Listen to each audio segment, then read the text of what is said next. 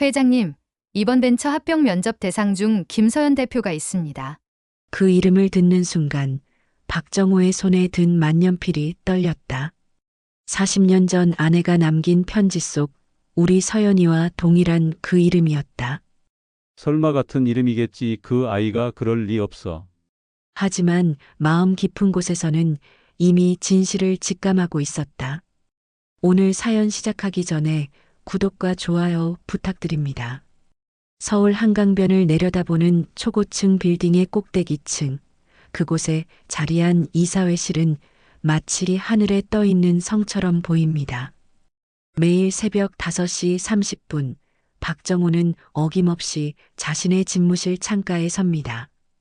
78배 나이에도 꼿꼿한 어깨와 날카로운 눈빛을 유지하고 있는 박정호의 모습은 마치 한 편의 조각상 같습니다. 창밖으로 펼쳐진 한강의 물결이 아침 햇살을 받아 반짝이고 있습니다. 하지만 박정호의 시선은 그 아름다운 풍경보다는 저 멀리 지평선 너머로 떠오르는 태양에 고정되어 있습니다. 굳게 담은 입술과 이마에 깊이 패인 주름들이 그가 평생 지켜온 신념을 말해주고 있습니다. 가족보다 기업. 이것이 박정호가 30년 넘게 한순간도 흔들림 없이 지켜온 철칙입니다. 어린 시절 아버지로부터 물려받은 작은 무역회사를 오늘날 국내 굴지의 대기업으로 키워낸 것도 바로 이 신념 때문이었습니다. 새벽마다 반복되는 이 의식 같은 시간 동안 박정호는 자신의 삶을 되돌아봅니다. 26에 아버지의 뒤를 이어 회사를 맡게 되었을 때 직원이 겨우 15명인 작은 사무실이었습니다. 낡은 책상과 삐걱거리는 의자들, 겨울이면 난방도 제대로 되지 않던 그 작은 공간에서 박정호는 꿈을 키웠습니다. 밤늦게까지 불이 켜진 사무실에서 혼자 앉아 사업 계획서를 작성하던 날들이 엊그제 같습니다. 지금은 전 세계에 지사를 둔 거대한 기업이 되었습니다. 직원만 3만 명이 넘고 연간 매출액은 10조 원을 훌쩍 뛰어넘습니다. 하지만 그 과정에서 박정호가 포기해야 했던 것들이 너무나 많았습니다. 친구들과의 술자리는 물론이고 가족과의 저녁 식사, 아내와의 데이트, 아이들의 운동회와 학예회까지 모든 것을 회사를 위해 희생했습니다.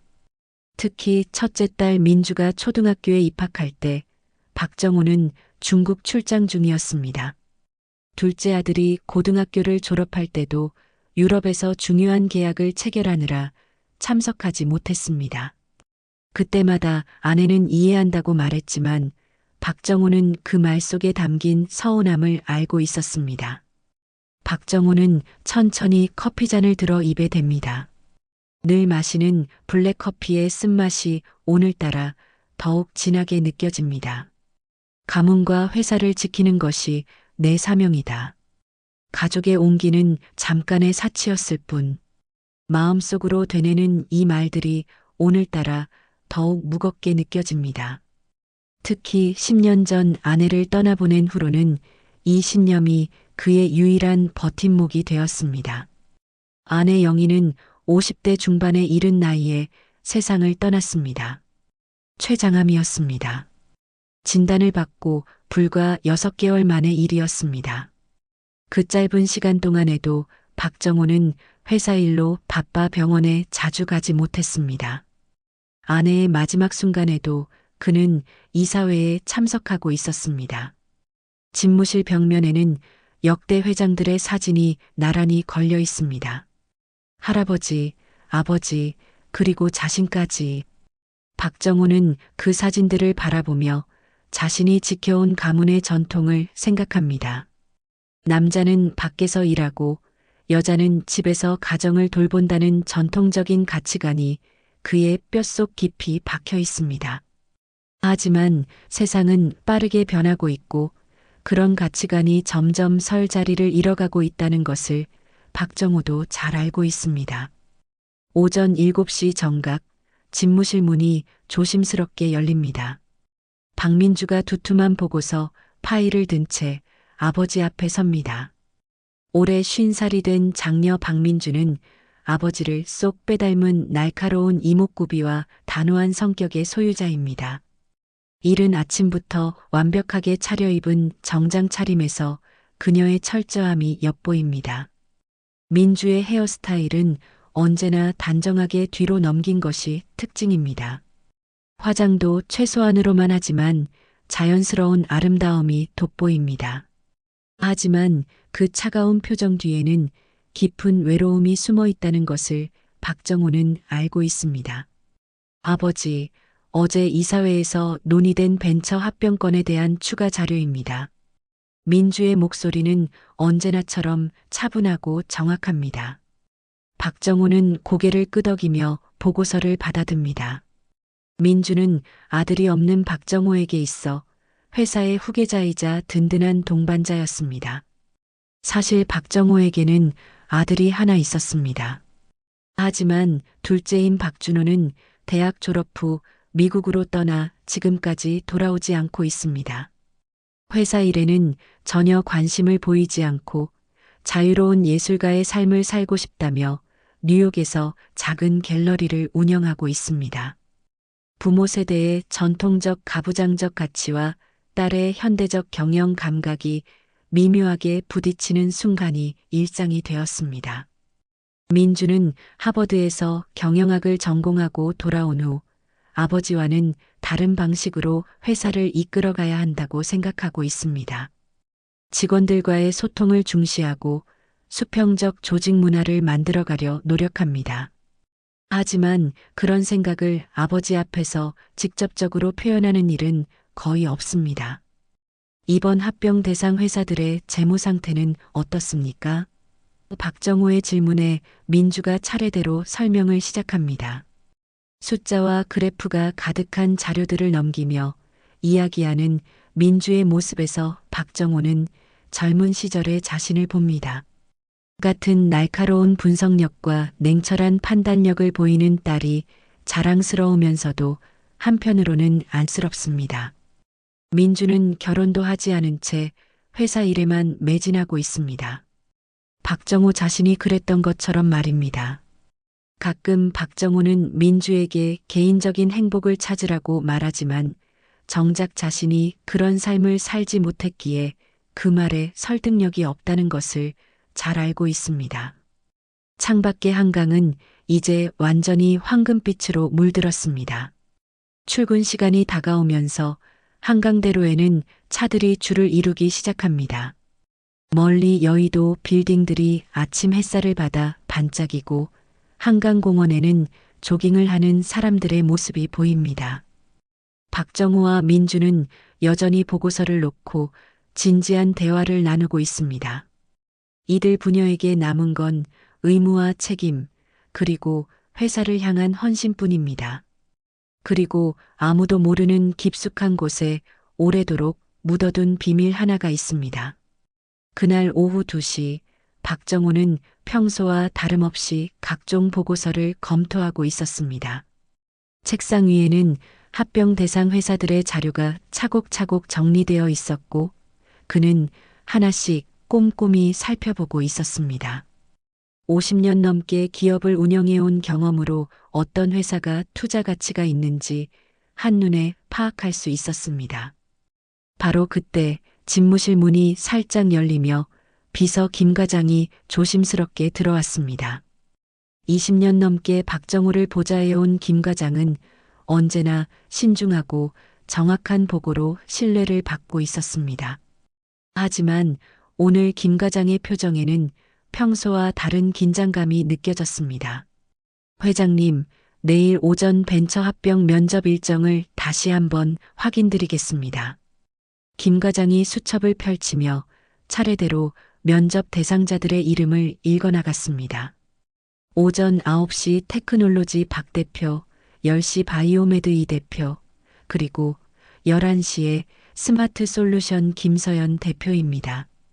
그 마지막 이름을 듣는 순간 박정호의 손에 들린 만년필이 미세하게 떨렸습니다. 김서연. 이 이름은 그에게 있어 단순한 면접 대상자의 이름이 아니었습니다. 40년 전 세상을 떠난 아내가 마지막으로 남긴 편지 속에 적혀 있던 바로 그 이름이었습니다. 박정호는 애써 평정심을 유지하려 노력했습니다. 하지만 마음속 깊은 곳에서 잠들어 있던 기억들이 물밀듯이 밀려왔습니다. 아내 영희가 병상에 누워 있을 때 건넨 그 편지의 내용이 생생하게 떠올랐습니다. 떨리는 손으로 쓴 글씨로 우리 서연이를 잘 부탁한다고 적혀 있던 그 편지 말입니다. 김서연 대표라고 하셨나요? 박정우가 다시 한번 확인했습니다. 목소리는 평소와 다름없이 차분했지만 속으로는 심장이 빠르게 뛰고 있었습니다. 네, 회장님. 스마트 솔루션의 김서연 대표입니다. 올해 34살로 미국에서 컴퓨터 공학을 전공하고 돌아와 벤처기업을 설립했습니다. 인공지능 분야에서 상당한 성과를 거두고 있다고 합니다. 김 과장이 자세한 설명을 덧붙였습니다. 박정호는 고개를 끄덕이며 겉으로는 평온을 유지했지만 내면으로는 큰 동요를 감추지 못했습니다. 34살이라면 나이도 맞아떨어졌습니다. 40년 전 아내가 입양을 보낸 아이가 지금쯤 그 나이가 될 것이었습니다. 자료는 모두 준비되어 있습니까?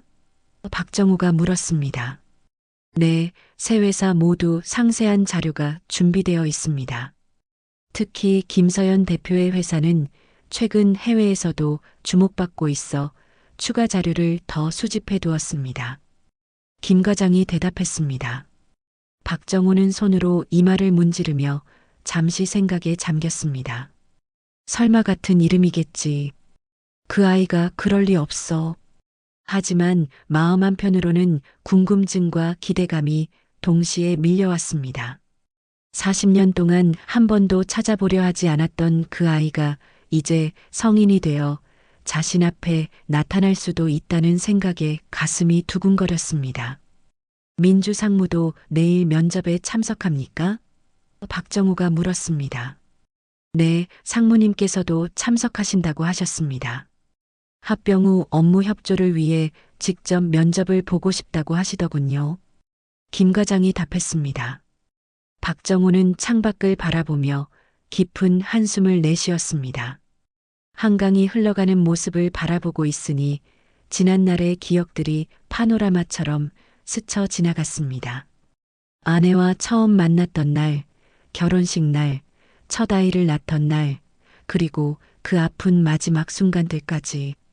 특히 아내가 세상을 떠나기 며칠 전에 건넨 그 편지의 내용이 선명하게 기억났습니다.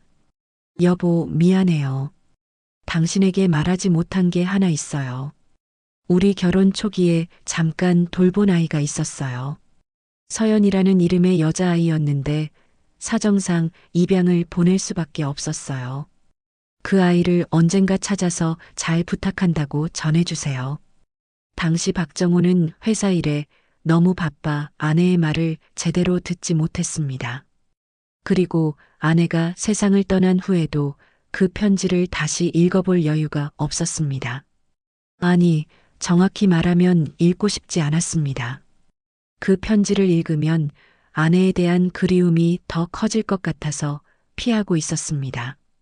김 과장, 김서연 대표에 대한 개인 신상 정보도 있습니까? 박정호가 조심스럽게 물었습니다.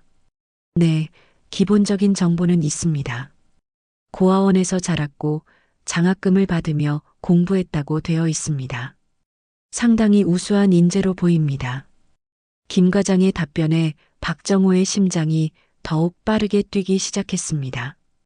고아원에서 자랐다는 말에 박정호는 더 이상 우연의 일치라고 생각할 수 없었습니다.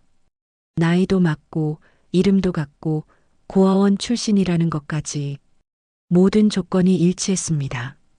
박정호는 비서에게 물러나라는 손짓을 하며 혼자만의 시간을 가졌습니다. 집무실에 혼자 남은 박정호는 책상 서랍 깊숙한 곳에 보관해 두었던 아내의 편지를 꺼냈습니다. 누렇게 바랜 편지지에는 아내의 섬세한 글씨가 그대로 남아 있었습니다. 편지를 다시 읽어보니 아내가 얼마나 그 아이를 걱정했는지 느껴졌습니다. 서연이는 참 똑똑한 아이예요. 언젠가 훌륭한 사람이 될 거라고 생각해요. 만약 기회가 된다면 그 아이를 도와주세요. 이런 내용들이 편지 곳곳에 적혀 있었습니다. 박정호는 편지를 다시 서랍에 넣으며 마음을 다잡았습니다. 내일 면접에서 그 김서연을 직접 만나보면 모든 것이 분명해질 것이었습니다. 혹시 정말로 아내가 말한 그 아이라면 그동안 어떻게 살아왔을지 궁금했습니다. 창밖에 해가 서서히 기울어가고 있었습니다. 평소라면 이 시간에는 다음날 일정을 점검하며 하루를 마무리하는 박정호였지만 오늘은 내일이 너무나 궁금했습니다. 다음날 오전, 이사회실은 평소보다 더욱 긴장된 분위기에 쌓여 있었습니다. 박정호는 어젯밤 거의 잠을 이루지 못했습니다. 김서연이라는 이름이 머릿속에서 맴돌며 온갖 상상을 하게 만들었기 때문입니다. 과연 그 아이가 아내가 말한 바로 그 서연일까? 아니면 단순한 동명이인일까? 오전 9시부터 시작된 면접은 순조롭게 진행되었습니다. 첫 번째와 두 번째 면접 대상자들은 모두 우수한 인재들이었지만 박정호의 마음은 온통 11시에 만날 김서연에게 가 있었습니다. 평소 면접에서 날카로운 질문으로 유명한 박정호였지만 오늘은 집중력이 떨어져 보였습니다. 민주는 아버지의 이상한 모습을 주의 깊게 관찰하고 있었습니다. 30년 넘게 아버지와 함께 일하며 쌓은 경험으로 아버지에게 무언가 특별한 일이 생겼다는 것을 직감적으로 알 수 있었습니다. 하지만 무엇인지는 알 수 없었습니다. 드디어 11시가 되었습니다. 이사회실 문이 열리며 김서연이 들어섰습니다. 그 순간 박정호의 숨이 멎는 듯 했습니다. 34살의 김서연은 해외 유학파다운 세련된 모습이었습니다. 단정하게 묶은 머리와 자신감 넘치는 걸음걸이, 그리고 무엇보다 그 눈빛에서 박정호는 젊은 시절 아내의 모습을 발견했습니다. 김서연은 정중하게 인사를 했습니다. 안녕하십니까? 스마트 솔루션 대표 김서연입니다. 이렇게 귀한 자리에 불러주셔서 감사합니다. 목소리는 차분하면서도 힘이 있었습니다. 유창한 한국어였지만 미묘한 억양에서 오랫동안 해외에서 생활했다는 것이 느껴졌습니다. 박정호는 애써 평정심을 유지하려 노력하며 말을 꺼냈습니다. 서연 씨, 김서연 씨라고 하셨죠? 그 이름을 부르는 순간 가슴 깊은 곳에서 무언가가 울렸습니다. 네, 회장님. 제 어머니께서 지어주신 이름입니다. 김서연의 대답에 박정호는 순간 충격을 받았습니다. 어머니라고 했다는 것은 입양 가정에서 자랐다는 뜻이었습니다. 그리고 그 말투에서 어머니에 대한 깊은 애정이 느껴졌습니다. 민주는 김서연을 예리하게 관찰하고 있었습니다. 뛰어난 직감력을 가진 민주는 김서연이 단순한 사업가가 아니라는 것을 본능적으로 느꼈습니다. 그리고 아버지가 김서연을 보는 눈빛이 평소와 다르다는 것도 놓치지 않았습니다. 사업을 시작하게 된 계기가 궁금합니다. 박정호가 질문했습니다. 사실 그는 김서연의 과거가 더 궁금했지만 직접적으로 묻기는 어려웠습니다. 김서연은 잠시 생각에 잠긴 후 대답했습니다. 어려서부터 기술로 사람들을 도울 수 있다면 좋겠다는 생각을 했습니다. 특히 소외받는 사람들, 도움이 필요한 사람들을 위한 기술을 만들고 싶었어요. 그런 마음으로 인공지능 분야에 뛰어들게 되었습니다. 그 진심 어린 대답에 박정호는 더욱 감동받았습니다. 물질적 성공보다는 사회적 가치를 중시하는 김서연의 철학이 젊은 시절 자신과는 완전히 달랐습니다. 오히려 아내 영희가 가지고 있던 따뜻한 마음과 닮아 있었습니다. 면접이 진행될수록 박정호는 김서연에게서 아내의 모습을 더 많이 발견했습니다. 어려운 질문에도 당황하지 않고 차분하게 대답하는 모습, 상대방을 배려하는 말투, 그리고 무엇보다 어려운 사람들을 돕겠다는 진심 어린 마음까지.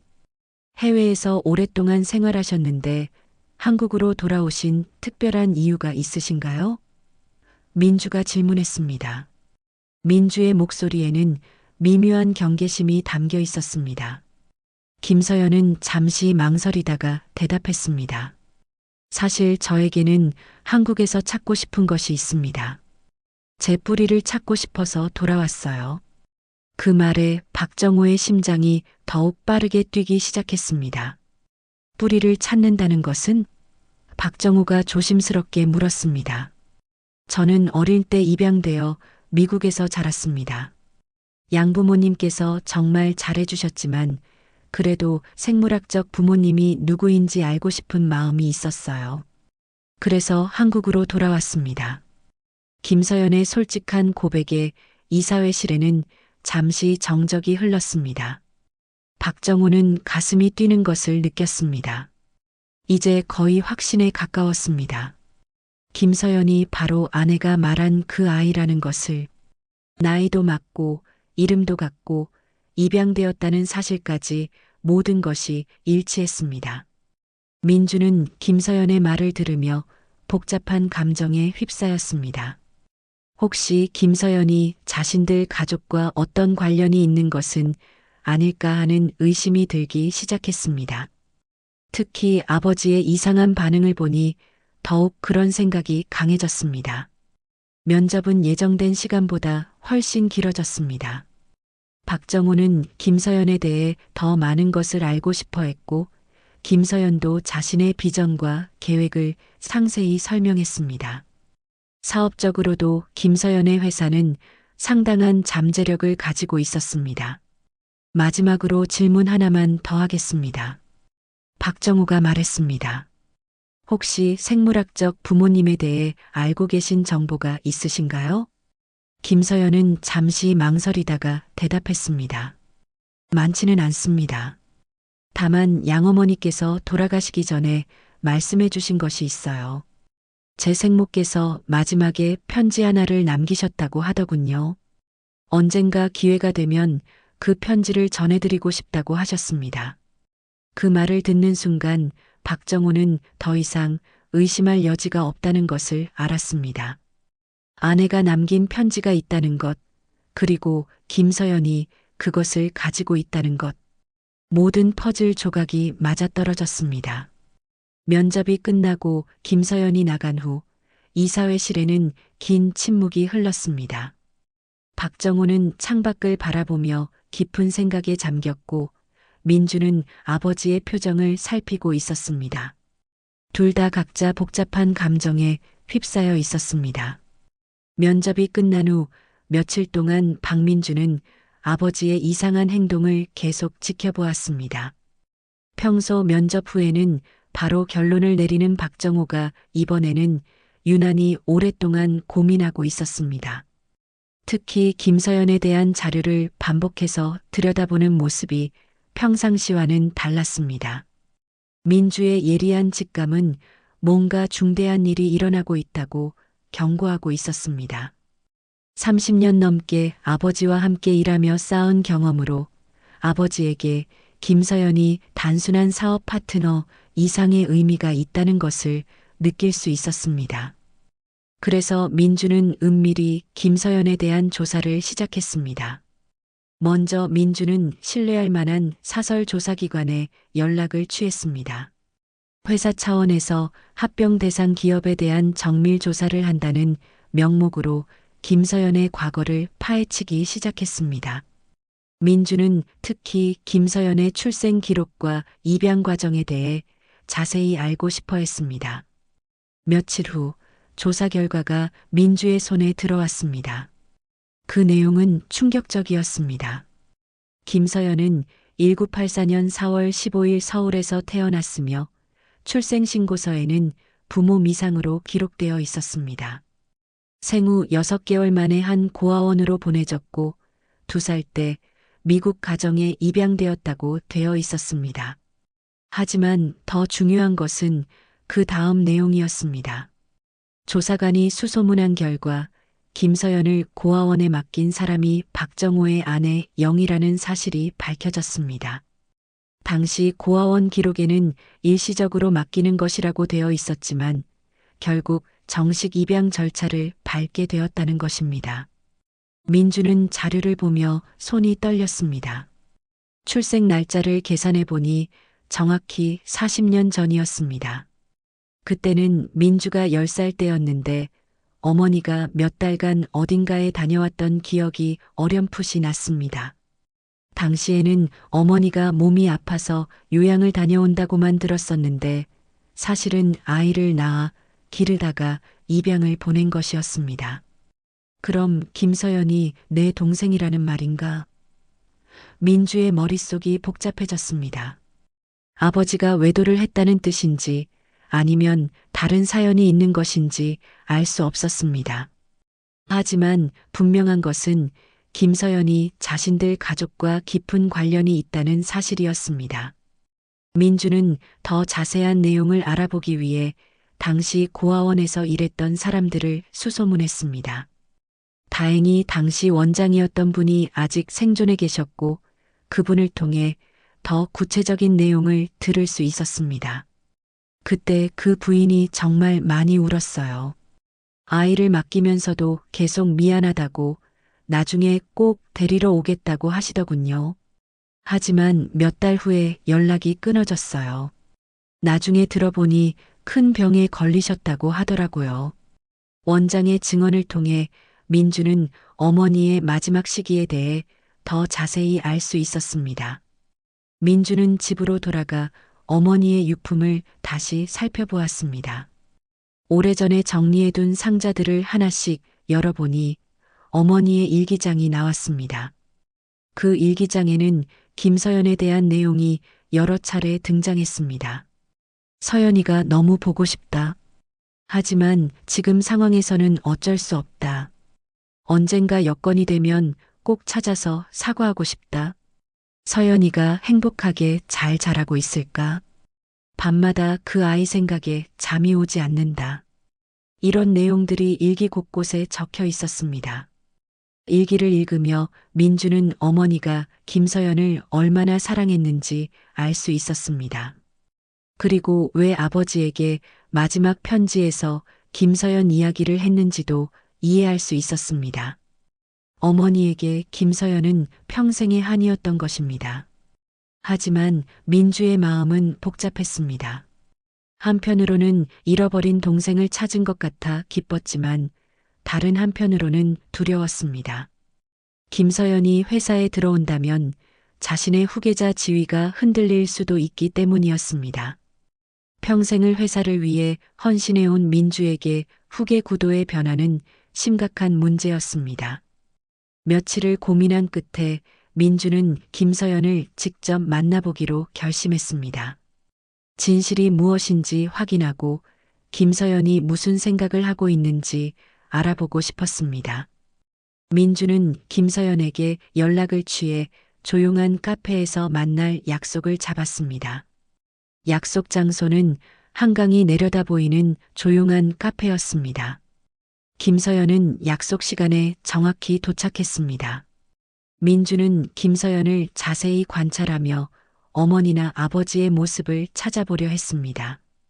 확실히 어머니를 닮은 부분들이 보였습니다. 특히 웃을 때의 눈매가 어머니와 똑같았습니다. 갑자기 만나자고 해서 놀라셨죠? 민주가 먼저 말을 꺼냈습니다. 아니에요. 면접 후속 미팅인 줄 알았어요.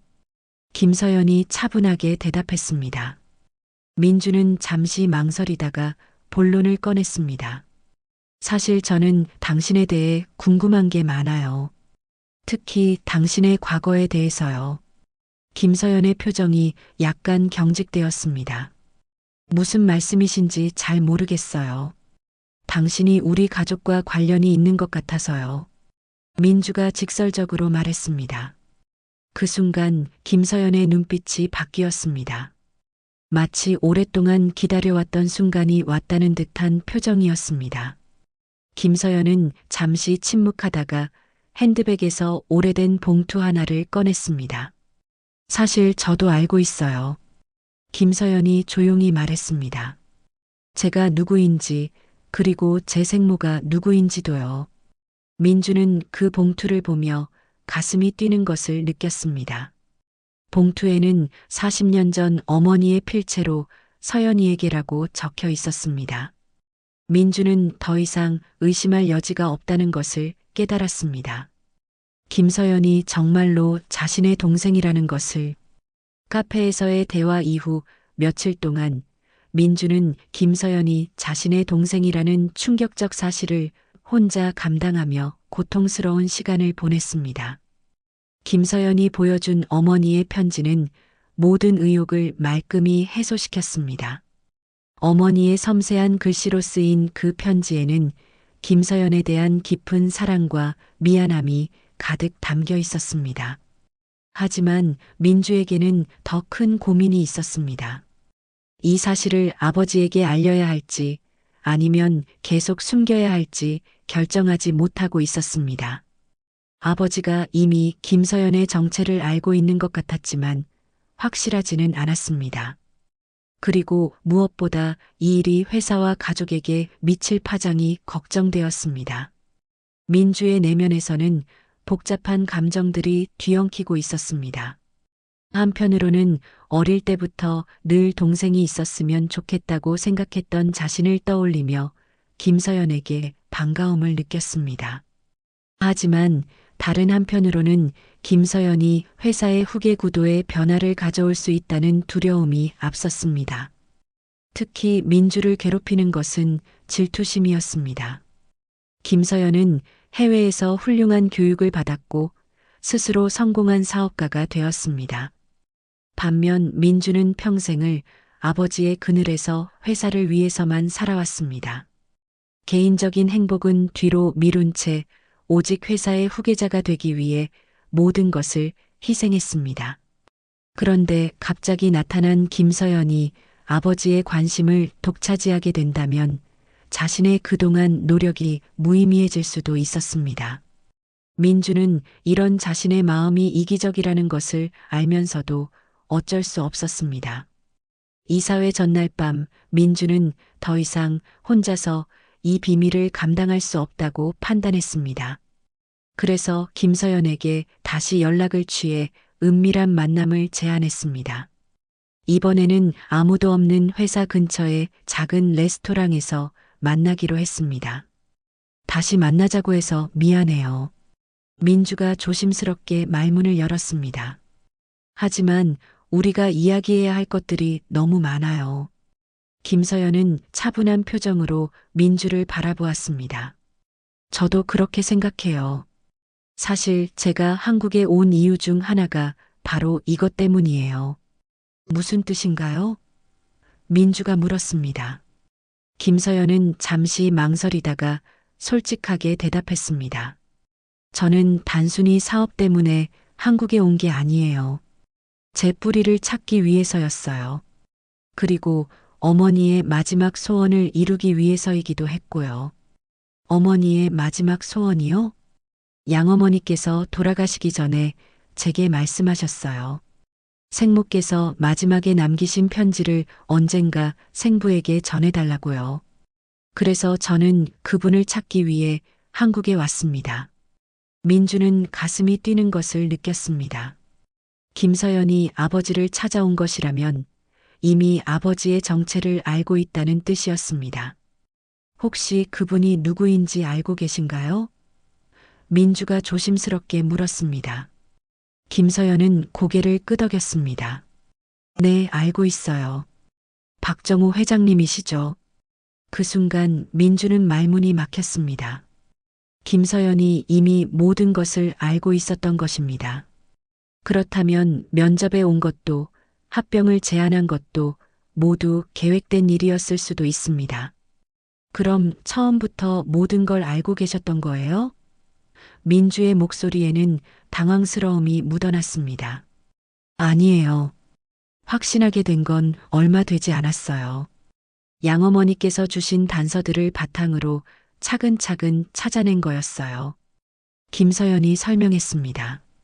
민주는 복잡한 심정이었습니다.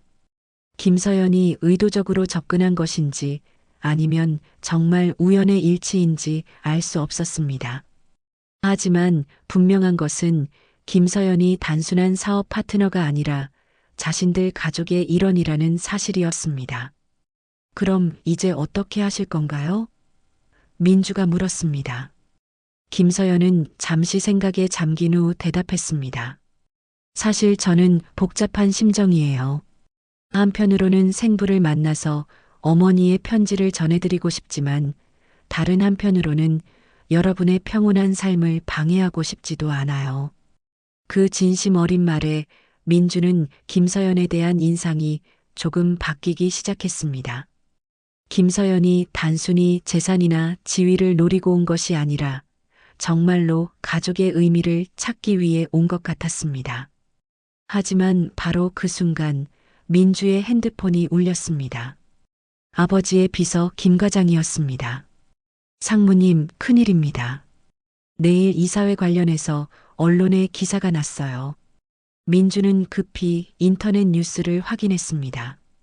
그곳에는 충격적인 제목의 기사가 올라와 있었습니다. 재계 거물 박정우 회장 집안에 숨겨진 딸, 40년 만에 한국 귀국. 기사에는 김서연의 사진과 함께 그녀가 박정호의 숨겨진 딸이라는 내용이 자세히 기술되어 있었습니다. 민주는 핸드폰을 보며 얼굴이 창백해졌습니다. 김서연도 민주의 표정을 보고 무슨 일인지 눈치챘습니다. 무슨 일인가요? 김서연이 물었습니다. 민주는 핸드폰 화면을 김서연에게 보여주었습니다. 김서연도 기사를 보고는 충격에 빠졌습니다. 이건 누가 알려준 거죠? 김서연이 당황스러워하며 물었습니다. 모르겠어요. 하지만 이제 모든 게 공개되었네요. 민주가 한숨을 쉬며 말했습니다. 기사가 나간 후 박정호의 핸드폰에는 각종 언론사와 지인들의 연락이 빗발치기 시작했습니다.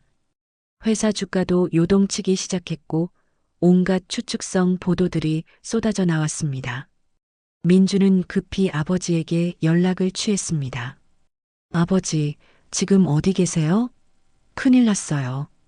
박정호의 목소리는 의외로 침착했습니다. 알고 있다.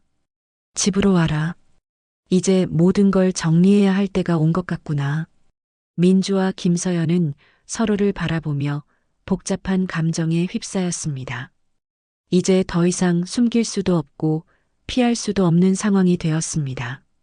40년 동안 묻혀있던 가족의 비밀이 세상에 드러나면서 이들의 삶은 완전히 달라질 수밖에 없었습니다. 언론 보도가 터진 후 단 하루 만에 박정호의 삶은 완전히 뒤바뀌었습니다. 각종 방송사의 취재진들이 회사 앞에 몰려들었고 인터넷에는 온갖 추측성 글들이 넘쳐났습니다. 재벌 회장의 숨겨진 사생아, 40년 전의 스캔들, 후계 구도 급변 예상 같은 자극적인 제목들이 포털 사이트 메인을 장식했습니다. 박정호는 자택 서재에 혼자 앉아 창밖을 바라보고 있었습니다. 평생 쌓아올린 명성과 신뢰가 하루아침에 무너져 내리는 것을 지켜보는 심정이었습니다. 하지만 이상하게도 마음 한편으로는 후련함도 느꼈습니다. 40년 동안 마음속 깊이 묻어둔 비밀이 드러났지만 이제 더 이상 숨길 필요가 없다는 안도감이 있었습니다. 회사 주가는 개장과 동시에 급락했습니다. 투자자들의 불안 심리가 반영된 결과였습니다. 이사들은 긴급 회의를 요청했고 주요 거래처들도 상황을 지켜보겠다며 신규 계약을 보류한다고 통보해 왔습니다. 박정호가 평생에 걸쳐 쌓아올린 기업 제국이 흔들리기 시작했습니다. 민주는 하루 종일 위기 관리에 매달렸습니다. 언론 대응팀을 꾸려보도 내용을 검토하고 법무팀과 함께 명예훼손성 기사들에 대한 대응 방안을 논의했습니다. 하지만 이미 공개된 내용들 대부분이 사실이었기 때문에 법적 대응에는 한계가 있었습니다. 상무님, 이사회에서 회장님의 해명을 요구하고 있습니다. 비서가 조심스럽게 보고했습니다. 민주는 깊은 한숨을 내쉬었습니다. 이사들 중에는 이번 사건을 빌미로 박정호의 경영권에 도전하려는 사람들도 있을 것이었습니다. 특히 오랫동안 박정호와 경영 방침을 두고 대립해온 이사들에게는 절호의 기회였습니다. 한편 김서연은 자신의 호텔 객실에서 쏟아지는 언론 보도를 지켜보며 괴로워하고 있었습니다. 자신 때문에 박정호와 민주가 어려움에 처하게 되었다는 죄책감이 밀려왔습니다. 김서연은 처음부터 이런 파장을 원했던 것이 아니었습니다. 단지 생모의 편지를 전해드리고 자신의 뿌리를 확인하고 싶었을 뿐이었습니다. 김서연의 핸드폰에도 각종 언론사의 인터뷰 요청이 빗발쳤습니다. 하지만 김서연은 모든 연락을 거절했습니다. 이미 충분히 큰 상처를 입힌 상황에서 더 이상 상황을 악화시키고 싶지 않았기 때문이었습니다. 그날 오후 박정호는 마침내 민주와 김서연을 자택으로 불렀습니다. 더 이상 피할 수 없는 대화의 시간이 왔다고 판단했기 때문이었습니다. 한강이 내려다 보이는 박정호의 자택 거실에서 세 사람은 처음으로 한자리에 모였습니다.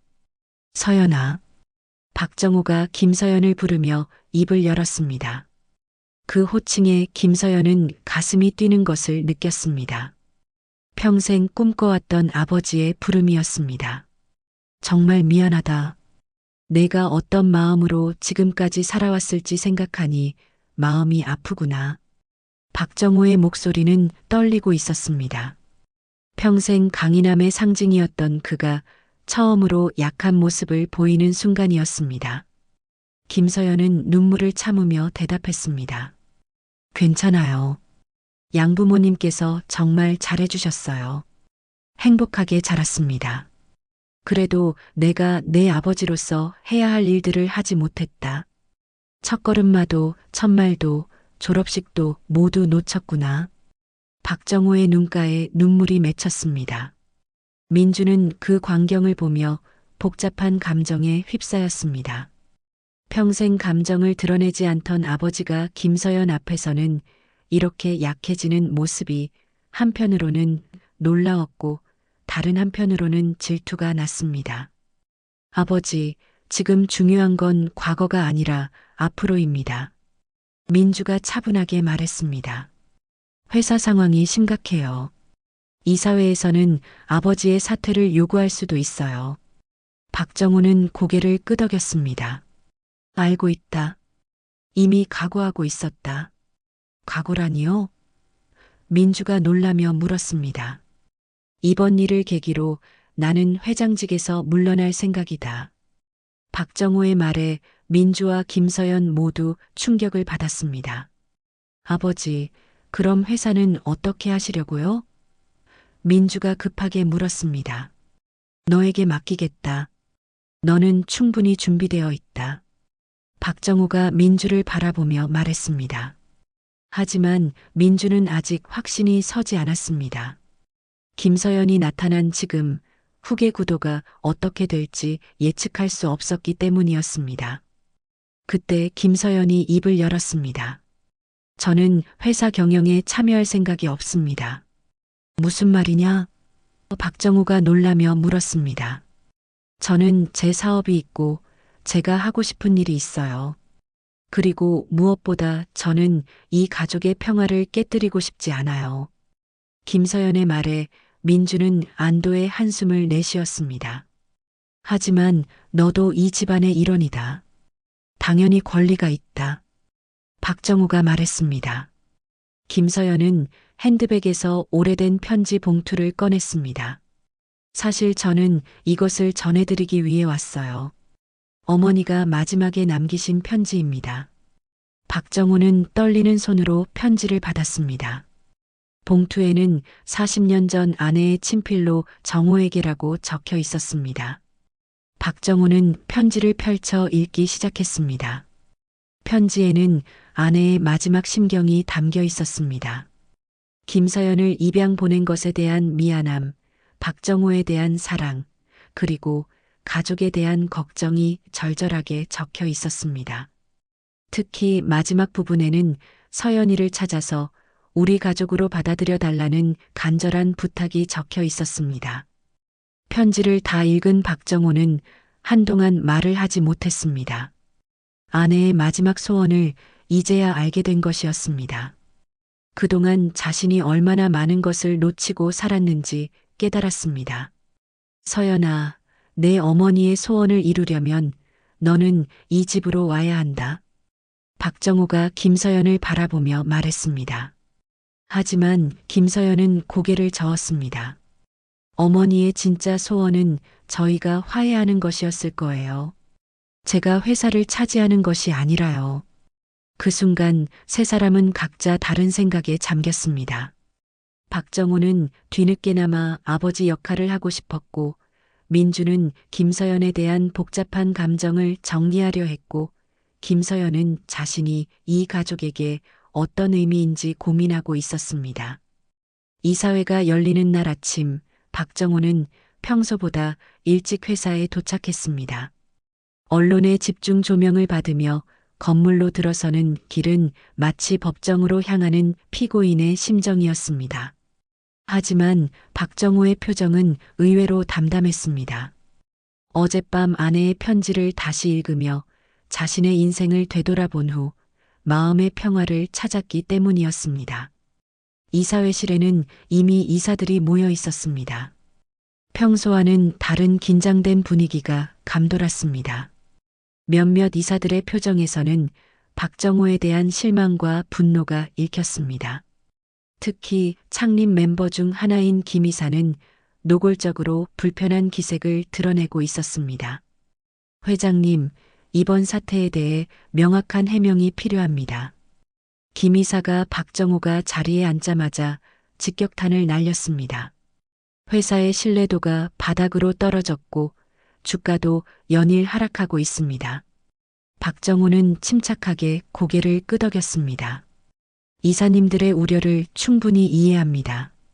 오늘 모든 것을 솔직하게 말씀드리겠습니다. 민주는 아버지 옆자리에 앉아 이사들의 반응을 주의 깊게 살펴보았습니다. 그동안 아버지를 지지해왔던 이사들조차 흔들리는 모습이 보였습니다. 40년간 쌓아온 신뢰가 하루아침에 무너지는 현실을 목격하는 것은 고통스러웠습니다. 바로 그때 이사회실 문이 열리며 김서연이 들어왔습니다. 모든 이사들의 시선이 김서연에게 집중되었습니다. 김서연은 예정에 없던 참석이었기 때문에 이사들은 당황스러워했습니다. 죄송합니다. 허락 없이 들어와서요. 김서연이 정중하게 인사했습니다. 하지만 저에 관한 이야기가 나오고 있다면 당사자로서 직접 말씀드리고 싶어서 왔습니다. 김 이사가 날카롭게 반응했습니다. 이사회는 관계자만 참석할 수 있습니다. 아직 확정되지 않은 분이 어떻게... 김 이사님, 박정호가 조용히 말을 끊었습니다. 서연 씨 이야기를 들어봅시다. 이 모든 일의 당사자니까요. 김서연은 이사회 테이블 앞에 서서 준비해온 말을 시작했습니다. 저는 김서연입니다. 언론에서 말하는 것처럼 박정호 회장님과 혈연 관계가 맞습니다. 하지만 저는 이 회사나 재산에 대해 어떤 권리도 주장할 생각이 없습니다. 이사들 사이에서 웅성거림이 일었습니다. 예상과 다른 김서연의 발언에 당황하는 기색이 역력했습니다. 김서연은 계속해서 말했습니다.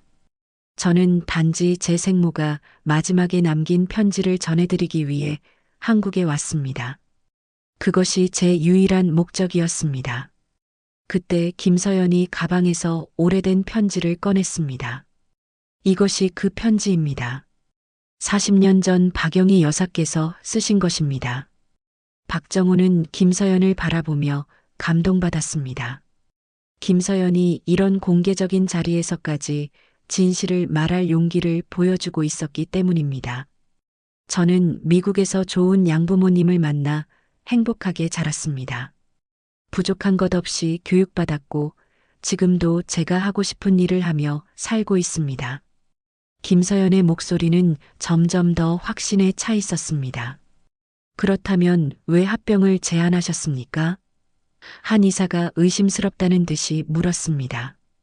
김서연은 잠시 망설이다가 솔직하게 대답했습니다. 처음에는 제가 누구인지 확신할 수 없었습니다. 합병 제안도 사업적 판단이었어요. 하지만 면접을 통해 박 회장님을 직접 만나보니 확신할 수 있었습니다. 박정호가 일어서서 말했습니다. 이사님들, 모든 책임은 저에게 있습니다. 서연이는 아무 잘못이 없습니다. 그때 민주가 자리에서 일어났습니다. 저도 한 말씀 드리겠습니다. 민주의 목소리는 떨리고 있었지만 결연했습니다. 김서연 씨는 제 동생입니다. 민주의 고백에 이사회실이 조용해졌습니다. 처음에는 저도 당황스러웠고 두렵기도 했습니다. 하지만 며칠 동안 서연 씨와 대화해 보니 깨달은 게 있습니다. 민주는 김서연을 바라보며 계속했습니다. 서연 씨는 저보다 훨씬 큰 사람입니다. 자신의 권리를 포기하면서까지 우리 가족의 평화를 지키려 하고 있어요. 김서연은 민주의 말에 눈물이 날 것 같았습니다. 그동안 경계하던 민주가 이렇게 따뜻하게 받아들여주다니 예상하지 못했던 일이었습니다. 박정호는 이사들을 둘러보며 마지막 결심을 밝혔습니다. 이사님들, 저는 이번 사태에 책임을 지고 회장직에서 물러나겠습니다. 회장님, 몇몇 이사들이 놀라며 말렸습니다. 하지만 그 전에 한 가지만 부탁드리고 싶습니다. 박정호가 김서연의 손을 잡았습니다. 서연이를 우리 가족으로 받아들여 주십시오. 법적인 권리나 의무가 아니라 진정한 가족으로 말입니다. 김서연은 박정호의 손을 잡고 있는 자신의 손을 내려다보았습니다. 평생 꿈꿔왔던 아버지의 따뜻한 손길이었습니다. 저는 김서연이 입을 열려던 순간 민주가 김서연의 다른 손을 잡았습니다. 서연 씨, 이제 우리가 진짜 가족이 되어요. 민주의 목소리에는 진심이 담겨 있었습니다. 처음에는 두렵기도 했지만 이제는 동생이 생긴 것 같아 기뻐요. 이사회실에 감동적인 분위기가 흘렀습니다. 몇몇 이사들의 눈에도 눈물이 맺혔습니다. 기업 경영의 냉혹함 속에서도 가족의 사랑만큼은 변하지 않는다는 것을 느꼈기 때문이었습니다. 김 이사가 일어서서 말했습니다. 회장님, 물러나실 필요 없습니다. 오히려 이런 시련을 통해 진정한 리더십을 보여주셨습니다. 다른 이사들도 하나둘 동조했습니다. 그렇습니다. 개인적인 일과 회사 경영은 별개입니다. 오히려 이번 일로 회장님의 인간적인 면을 알게 되었습니다. 박정호는 이사들의 지지에 감사했지만 결심은 변하지 않았습니다. 고맙습니다. 하지만 이제는 젊은 세대에게 맡길 때가 되었습니다. 박정호는 민주를 바라보며 말했습니다. 민주야, 이제 내가 이 회사를 이끌어 가거라. 그리고 서연이도 함께 도와달라. 김서연이 고개를 저었습니다. 저는 제 사업이 있어요. 하지만 민주 언니를 도울 수 있는 일이 있다면 언제든 도와드릴게요. 그 순간 세 사람은 서로를 바라보며 미소를 지었습니다. 오랜 시간 묻혀있던 가족의 비밀이 드러났지만 결국 그것이 더 큰 사랑과 화해로 이어진 것입니다. 그로부터 6개월이 흘렀습니다. 한강변에는 가을이 깊어가고 있었습니다. 노란 은행잎들이 바람에 흩날리며 강물 위로 떨어지는 모습이 마치 시간의 흐름을 보여주는 것 같았습니다. 박정호는 예전처럼 새벽에 일어나 한강을 바라보지만 이제 그의 마음은 한결 평온했습니다. 박정호는 약속한 대로 회장직에서 물러났습니다.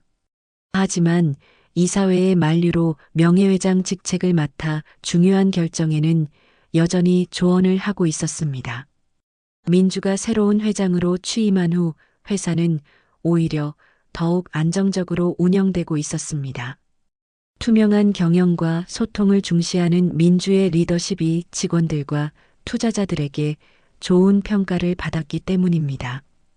한강변 작은 건물에 자리 잡은 영희 장학재단은 박정호의 새로운 보금자리가 되었습니다. 아내의 이름을 딴 이 재단은 어려운 환경에서 자라는 아이들을 돕는 일을 하고 있습니다.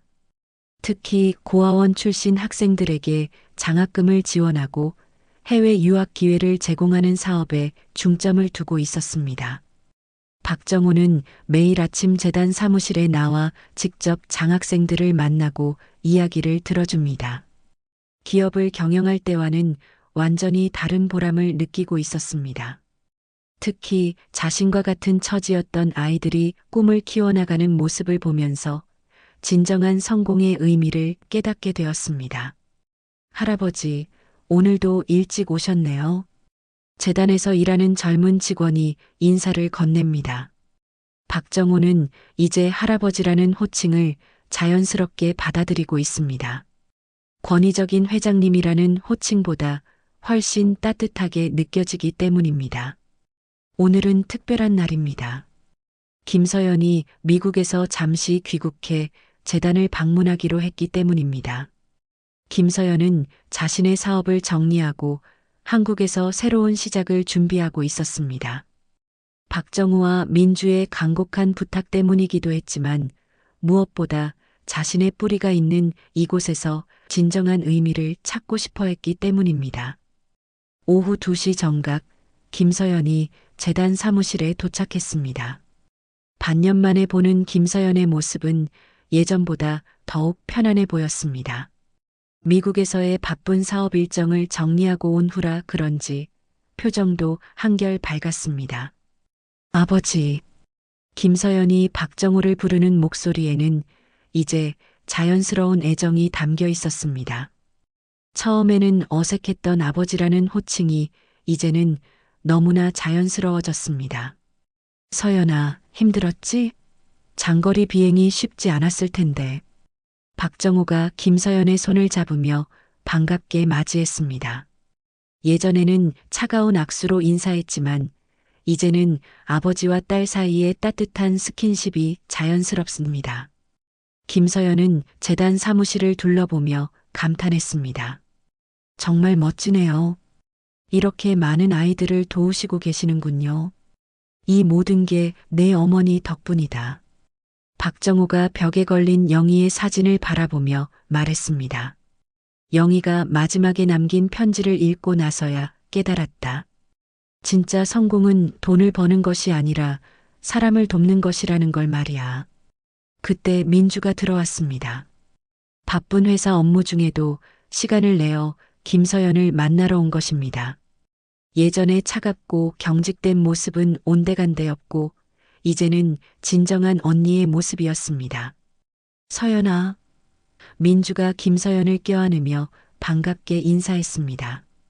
보고 싶었어? 미국에서 일은 잘 정리됐어? 네, 언니. 다음 달이면 완전히 한국으로 돌아올 수 있을 것 같아요. 김서연의 대답에 박정우와 민주 모두 기뻐했습니다. 세 사람은 재단 옥상 정원으로 올라갔습니다. 그곳에서 한강이 한눈에 내려다 보였습니다. 석양이 지면서 한강이 붉게 물들고 있었습니다. 예전에 박정우가 집무실에서 바라보던 그 한강이었지만 이제는 완전히 다른 의미로 다가왔습니다. 아버지, 정말 행복해 보이세요. 김서연이 박정우를 바라보며 말했습니다. 그래, 이상하게도 지금이 내 인생에서 가장 행복한 시기인 것 같다. 박정우가 진심으로 대답했습니다. 돈과 권력을 쫓을 때는 몰랐는데 이렇게 사람들을 도우며 살아가니 마음이 참 편하구나. 민주도 고개를 끄덕였습니다. 저도 요즘 회사 일이 훨씬 즐거워요. 예전처럼 경쟁과 성과에만 매달리지 않고 직원들과 소통하며 함께 성장해 나가는 재미를 느끼고 있어요. 김서연은 두 사람의 변화된 모습을 보며 감동받았습니다. 저도 한국에 돌아오면 재단 일을 도와드리고 싶어요. 제가 받은 사랑을 다른 아이들에게도 전해주고 싶거든요. 정말이냐? 박정호의 눈이 반짝였습니다. 그럼 우리 가족이 모두 함께 의미 있는 일을 하게 되는구나. 석양이 완전히 져가자 한강변의 가로등이 하나둘 켜지기 시작했습니다. 세 사람은 나란히 서서 그 아름다운 야경을 바라보았습니다. 예전에는 각자의 자리에서 따로 바라보던 한강을 이제는 가족이 되어 함께 바라보고 있었습니다. 이제야 알겠다. 박정호가 중얼거렸습니다. 내가 평생 지켜야 했던 것은 회사가 아니라 가족이었구나. 영희가 마지막에 남긴 말의 진정한 의미를 이제야 깨달았다. 민주가 아버지의 팔짱을 꼈습니다. 아버지, 늦지 않았어요. 이제부터라도 우리가 진짜 가족이 되는 거죠. 김서연도 박정호의 다른 팔을 잡았습니다. 저도 이제야 진짜 집을 찾은 것 같아요. 양부모님께서 주신 사랑과 여기서 받는 사랑이 합쳐져서 제 마음이 완전해진 느낌이에요. 한강의 야경이 점점 더 화려해지고 있었습니다. 그 불빛들이 물에 반사되어 마치 별들이 강물 위에서 춤추는 것 같았습니다. 박정호는 마음속으로 하늘에 있는 아내에게 감사 인사를 전했습니다. 아내가 남긴 편지 덕분에 진정한 행복을 찾을 수 있었기 때문입니다. 영희야, 고마워. 내가 남긴 서연이 덕분에 나는 진짜 아버지가 될 수 있었어. 세 사람은 그렇게 한강변의 석양과 함께 새로운 시작을 맞이했습니다. 과거의 상처는 치유되었고 가족의 사랑이 모든 것을 덮었습니다. 이제 그들에게는 함께 만들어갈 아름다운 내일이 기다리고 있었습니다. 오늘 사연 어떠셨나요? 오늘 사연 들어주셔서 감사합니다. 구독과 좋아요 부탁드리며 다음에 더 좋은 사연으로 찾아뵙겠습니다. 지금까지 마음을 적시는 사연이었습니다.